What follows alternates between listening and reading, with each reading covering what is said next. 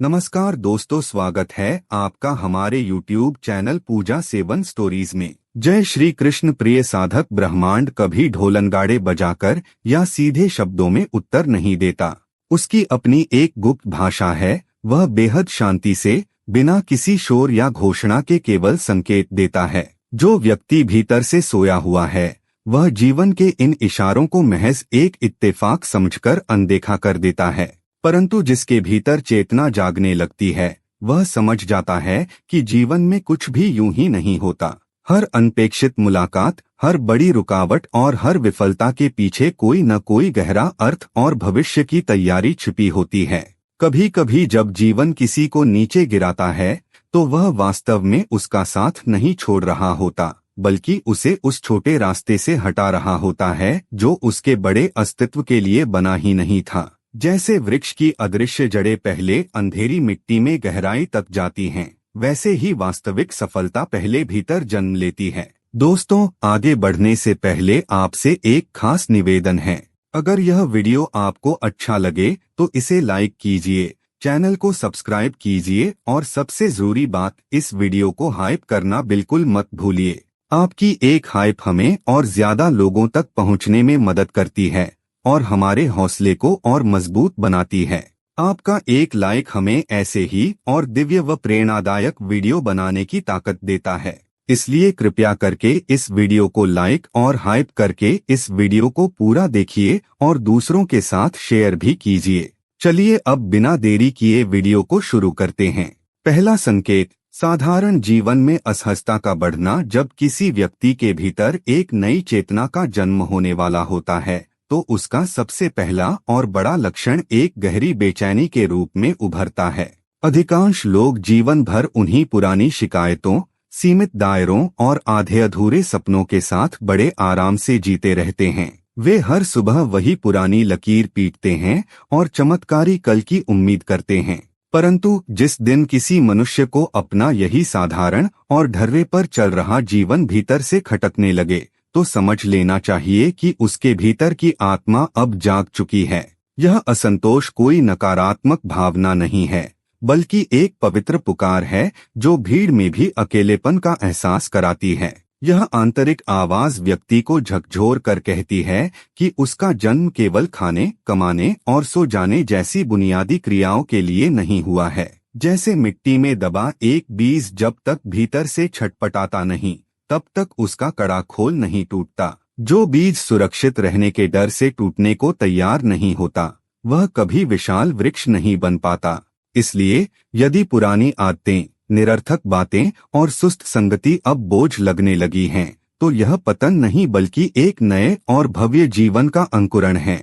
दूसरा संकेत, पुरानी संगति का स्वतः छूटने लगना। जब कोई व्यक्ति आंतरिक रूपांतरण के मार्ग पर आगे बढ़ता है, तो उसके जीवन का परिवेश अपने आप बदलने लगता है।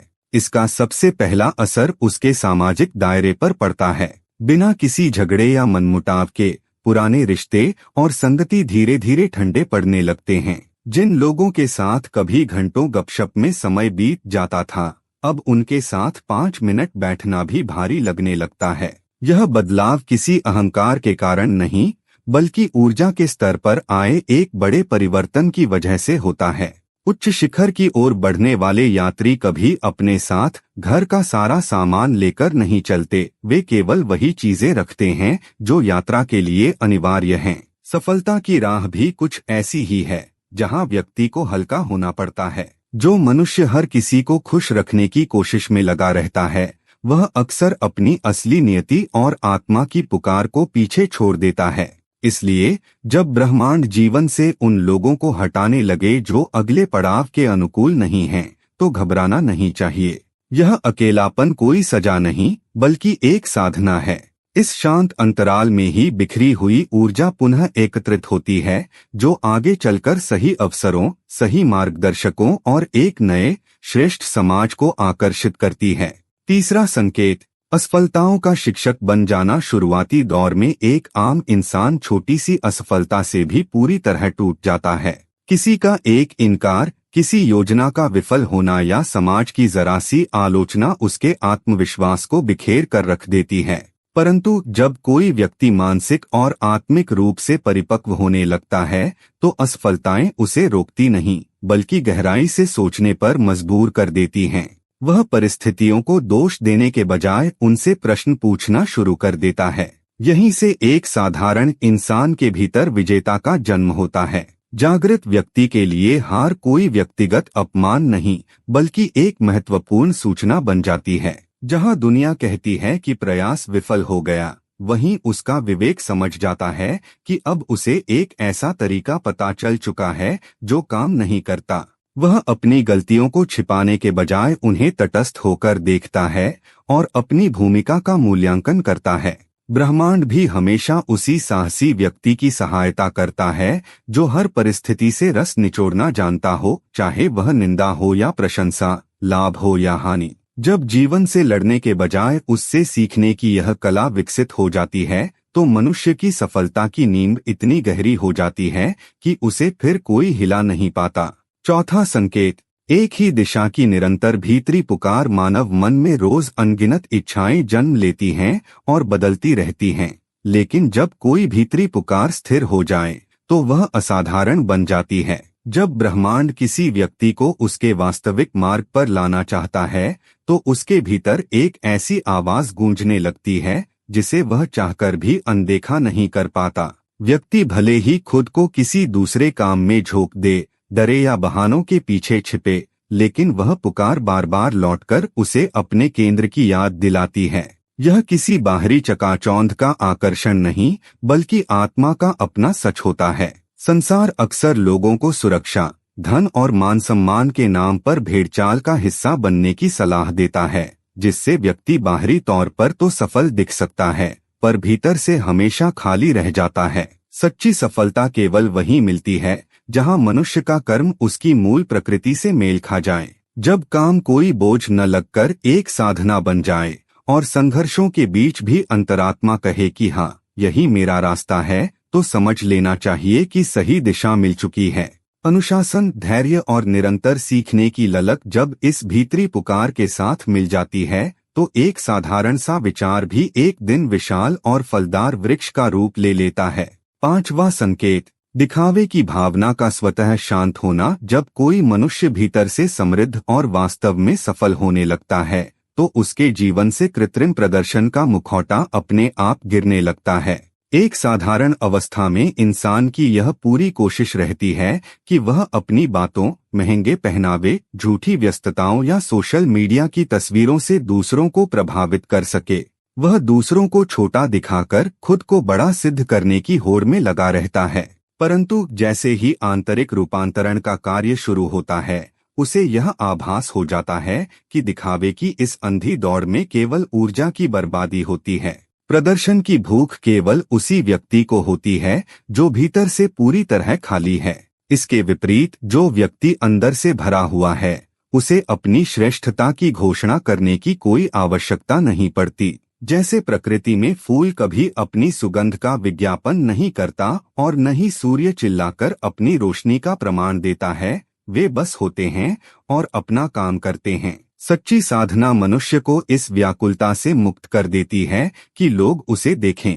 वह परिणामों के शोर से हटकर पूरी शांति के साथ प्रक्रिया से प्रेम करने लगता है। जब तुलना और प्रतिस्पर्धा की यह व्यर्थ भावना समाप्त हो जाती है, तब एक ऐसे व्यक्तित्व का निर्माण होता है जिसकी चमक स्थायी और प्रामाणिक होती है। छठा संकेत, भाषा और संवाद का पूरी तरह बदल जाना। मनुष्य के मुख से निकलने वाले शब्द उसके अंतर्मन की खिड़की होते हैं। वह जैसा सोचता है उसकी भाषा वैसी ही होने लगती है और अंततः उसका भाग्य भी उसी ढर्रे पर ढल जाता है। जब किसी व्यक्ति के भीतर चेतना का स्तर ऊंचा उठने लगता है तो सबसे बड़ा और क्रांतिकारी बदलाव उसकी रोजमर्रा की भाषा में दिखाई देता है। वह लाचारी, भाग्य को कोसने और दूसरों पर दोष मढ़ने वाले शब्दों का त्याग कर पूरी तरह जिम्मेदारी की भाषा अपना लेता है। जहां एक कमजोर मन हमेशा यही रोना रोता है कि मेरी किस्मत खराब है या मेरे पास साधन नहीं है, वहीं एक जागृत व्यक्तित्व कहता है कि मुझे अब अपनी रणनीति सुधारनी है और मैं नए हुनर सीख सकता हूँ।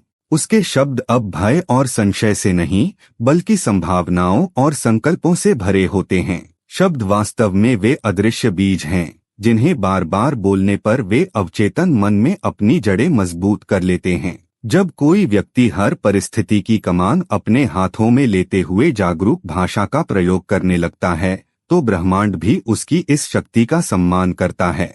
ऐसी सशक्त भाषा केवल बातचीत का माध्यम नहीं रहती बल्कि एक विजेता के नए भाग्य का निर्माण करने लगती है। 7वां संकेत, जीवन की छोटी घटनाओं में गहरा अर्थ दिखना। एक साधारण और सही सोच रखने वाले व्यक्ति को हमेशा यही लगता है कि जीवन केवल बड़ी घटनाओं, भारी निवेश या किसी चमत्कारी अवसर से ही बदल सकता है।